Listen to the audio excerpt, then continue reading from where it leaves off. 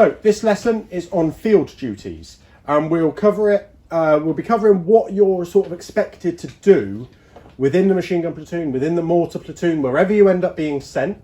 The duties of a range taker are largely sort of the same. But there's various roles. You'll have sort of various things to do. Who will you be working alongside mostly? The commander, section commander. Section commander. So in a machine gun platoon, each section commander has a range taker with them, either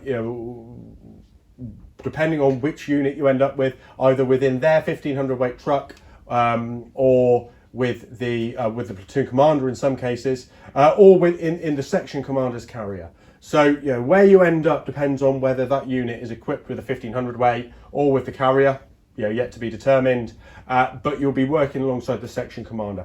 But in most cases you'll be working with the fire controller.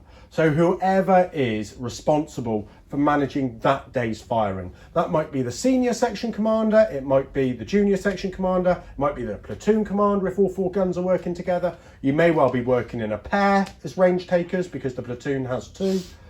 So you may be working with more, depending on whether it's a company level or battalion level shoot. So your duties will largely be the same, but you might just be working in a different environment. So you'll probably make a note of these in your notebooks, and this will be included as part of the exercises you go on. So you're responsible for checking the adjustment of your instrument at frequent intervals by the best means available. How do you check the adjustment? What are the 3 ways? Off of a known range. Known range. Artificial infinity. Artificial infinity. And then the third one is, go for it, Private Brown. If we've got artificial infinity, we also have The actual infinity. natural infinity. So you've got those 3 ways of checking your range. Ensuring that your astigmatizers and lathe are in order. So that's your instrument tests that we've covered in the previous stage, in the 4-stage instrument tests. Writing down all series in such a way that they can be checked afterwards or the number of readings increased. So that's in your notebooks. You need to be writing down all of your ranges all of the time so that somebody else can check them or use them potentially, or you can increase the number if you need to increase the accuracy or consistency of them.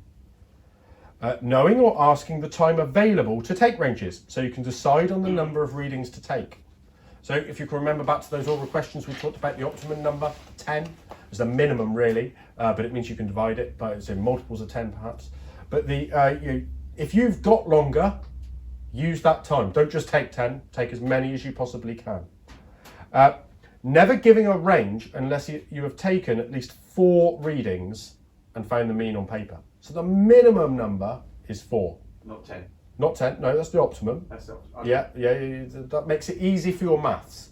Dividing by 4 to average is, may challenge some of you. So it's a minimum though, you might be able to do it. Warning the fire controller when he suspects that a range is not accurate because of a difficult target or conditions, and calculating the consistency so that you can give some idea of its probable accuracy. So that's about being honest, telling that fire controller that you're not sure about that range, so that they can make a judgment or make sure that you spend more time taking ranges. Okay.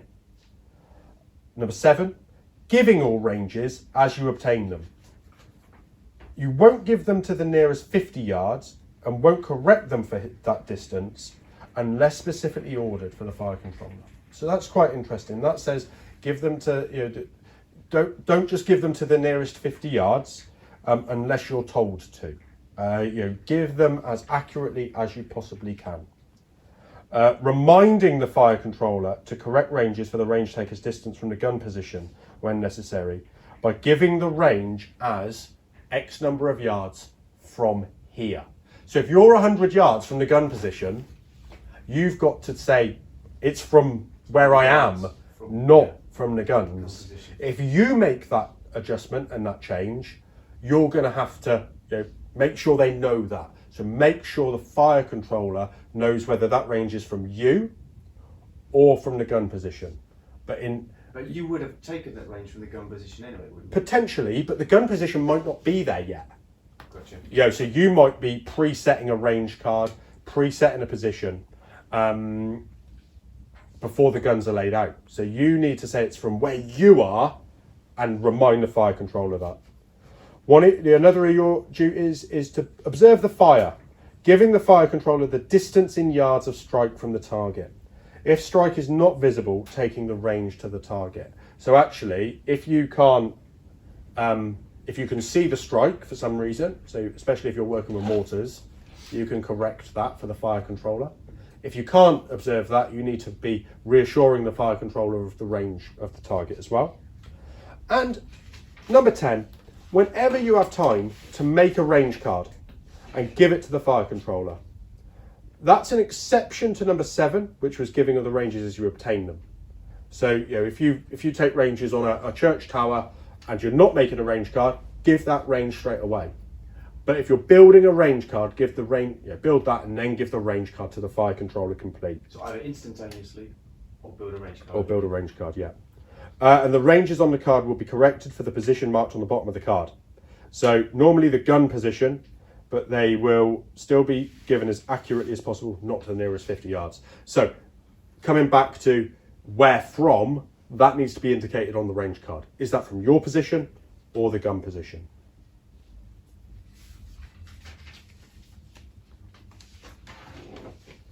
Now, so that's your sort of 10 duties. They're what can be expected of you when you're in that. And you can practice that when you're out with the platoons and you're out with the battalion on exercise. So always work up those relationships with the section commander, the platoon commander. But you should always be practicing, taking ranges to objects. Now, when you're working with the fire controller, there are 4 sort of main functions or differences.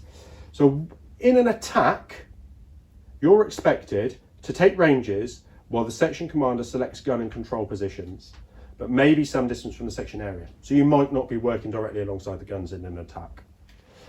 You must return in time to give range to the first target when required, and then may be ordered to complete the range card to observe fire or to go back under cover.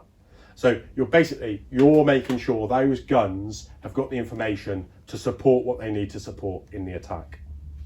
In the defence, you construct a range card. Absolutely, as first job that you need to do is to make sure that everybody can defend their positions by knowing accurate ranges and information around them. You might need an extra range card for riflemen, not just about the gun positions, and you must improve and check those frequently as well. And you may have to take your place on the NCO's or men's duty roster. So you may end up being a corporal range taker. You can still perform that function at that rank. You will have to take part in the NCO duty roster, but otherwise you're on the men's duty roster as well. In the withdrawal, so in the event the troops at the machine guns or the mortars have to be withdrawal, you're required to take longer ranges. You're actually going to start to covering a withdrawal. So you may have to select your points for your own card when sent back to an intermediate position. So you're going to have to almost work quite very independently to identify what's relevant as you withdraw and produce range cards as you do so. And then indirect fire. So in an indirect fire position, and this is when we talked about working with the platoon commander, one range taker from a section will work with the platoon commander. The other one will stay in the gun position with the 4 guns and support that. So support the stuff directly from that position. Maybe producing range cards for them to take on direct fire tasks if they need to. So that's attack, defense, withdrawal, and indirect fire. 4 different roles that you have, or 4 different environments or tasks that you may have. Any questions on those? No, Sergeant. No, and then you've got your 10 duties as well. You've got those will largely remain the same throughout, but then you've got those 4 duties. Now that's something we will, when you get into the field, working with the platoon, with the section on an exercise, you need to be remembering and performing those tasks. Okay, all understood? Yes, Yes, sir. Sergeant. Excellent. We'll move on. Thank you for watching. Please remember to like and share the video and subscribe to the channel. Please support us on Patreon if you're able to, and let us know of anything you'd like to see in the future. I look forward to hearing from you.